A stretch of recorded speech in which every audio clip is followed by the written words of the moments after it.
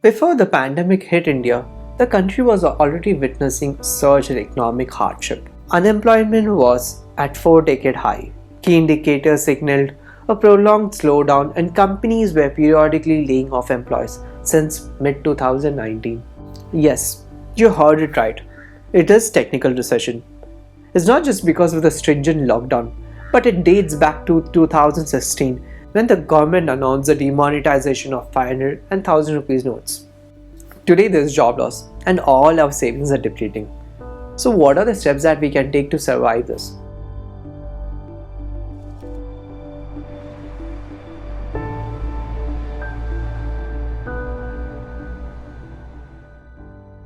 To answer this question, we have Chinmay Dandekar. He's a public policy scholar. And guys, he started his YouTube channel. So don't forget to subscribe to his YouTube channel. The link is there in my description. Hey Chinmay. Hey Resian, it's a pleasure. Thank you for having me on your YouTube channel. Middle class income are the worst hit at this hour. So what do you think what we do at this hour? So middle class incomes have been the worst hit after the daily wage laborers in the lower class. But the matter of the fact is that when the first official figures came out, our GDP had actually collapsed by 24% after the lockdown. And one of India's most prominent economists, Pranab Sen, said in his exclusive interview to my YouTube channel, said that it is estimated that around 2.8 crores job would be lost due to the entire COVID scenario. So it's important to understand why do jobs get lost. Jobs get lost because the employers who have employed people, they don't see any demand. Their products are not being brought by people, and people don't buy any products because they don't have money. So the vicious cycle continues. Just because the demand is not there, that's why the employers cannot afford to have so many employees, and that is why they have to lay off people. So that is how the entire cycle continues, right? So now when we say that these many jobs loss have taken place or are taking place, it is quite evident that the middle class is also hugely impacted by that.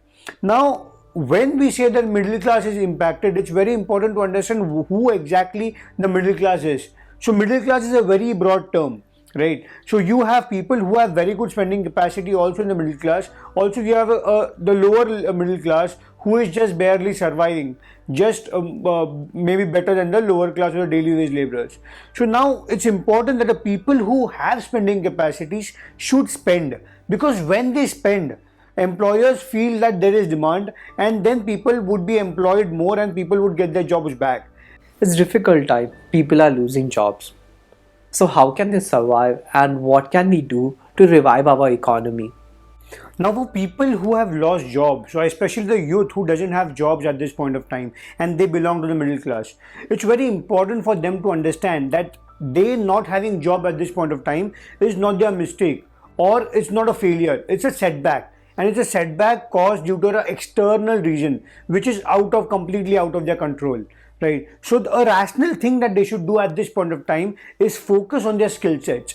Make sure that they enhance their skill sets and they enhance their capabilities and make them more capable to have a better job in the future when the markets revive or the economy stands on its own feet. And then that will be the time when they would be getting the jobs that they would actually deserve. So this phase at this point of time should be a building up period, should be focusing on their capacities at this point of time. Also, when it comes to savings or it comes to the money aspect, the financial aspect of it, the instinctive reaction for a middle class is to exhaust their savings. While the daily wage laborers may not even have any savings, so it's the government's job to actually compensate them for the loss of income that they have. But the middle class, who may not be the most vulnerable section of the population, but are still impacted to a large amount, their instinctive reaction would be to exhaust their savings in order to survive.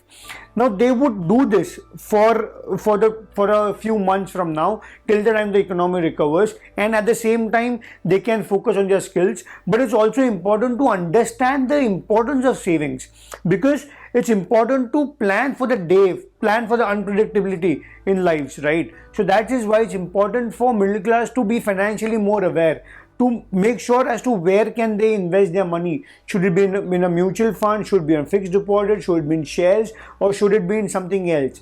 right? So they should take this rational decision at this point of time. Another very important thing, which is very important, is insurance. It's very important for Indians to have this insurance, because you don't know when things will, when things will go wrong. Wrong. Nobody predicted a pandemic, right? But it happened, and it impacted every one of us, each one of us. So to make sure that our life is not subjected to a large extent, or it's not affected to a large extent, it's very important that we have this savings and this investments and this insurance going forward.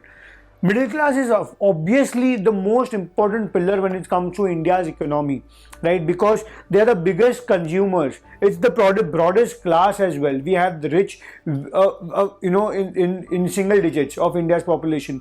We have people below poverty line, maybe around 20 or 30% of India's population. But the large chunk of India's population is the middle class. Therefore, it's very important for the middle class to be happy, and them to take charge to make sure that India's economy grows. So again, as I said, it will happen both ways. It will happen by the middle class focusing on their skills and taking up the challenge to make them more employable, and at the same time it's also up to the middle class to actually spend and to generate demand, so that the employers actually recruit people. The official announcement of Q2 report is here, and it is scary. This is the first time in India's history where we are plunging into technical recession.